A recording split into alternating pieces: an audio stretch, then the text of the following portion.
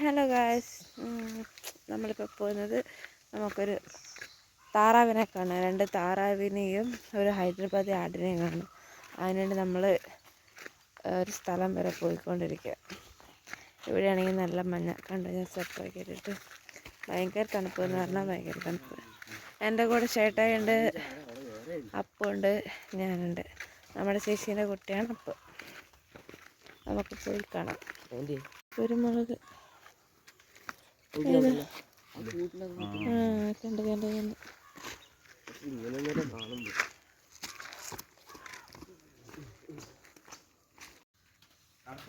ഇതാണോ നമ്മുടെ ഹൈദരാബാദി?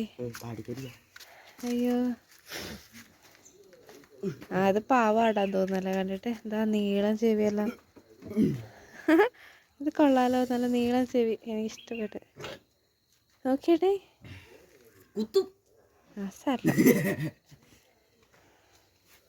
നമ്മളെ പോലത്തെ പല്ലാണ്.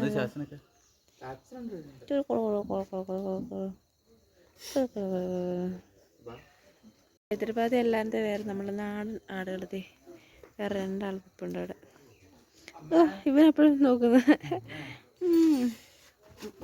Bye bye. ഇത് പേരുണ്ടാ കൊത്തുപാടത്.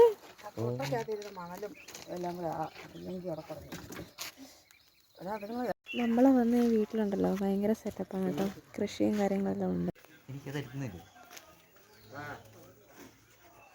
ഒരു പുൽക്കൂട് സെറ്റപ്പാണ് നമ്മൾ കാണുന്നത്. സ്റ്റാറിൻ്റെ ഉള്ളിൽ തന്നെ ഇത് പുൽക്കൂട് സെറ്റപ്പാക്കി വെച്ചേക്കുന്നത്. പണി കഴിഞ്ഞിട്ടില്ല കേട്ടോ. കുറേ പുല്ലും എല്ലാം വെച്ചിട്ടുണ്ട് അവിടെ. ഇതാ വരുന്നത്.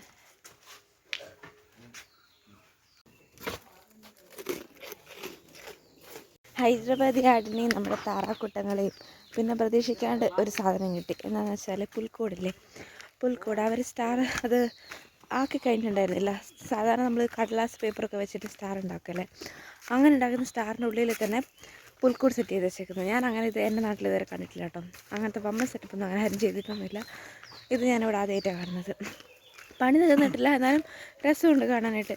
ഭയങ്കരമായിട്ട് ഇഷ്ടപ്പെടും. നല്ല രസമുണ്ട്. നമ്മൾ പോയപ്പോൾ നല്ല തണുപ്പാണ് കേട്ടോ. ഇപ്പോൾ രാവിലെ 8 മണിയോ 7:30 അങ്ങനെ കണ്ട് ആയിട്ടുള്ളൂ. എന്നാലും ഭയങ്കര തണുപ്പാണ് ഇവിടെ. അപ്പോൾ നമ്മളതൊക്കെ കണ്ട് തിരിച്ച് നമ്മൾ പോവാണ്.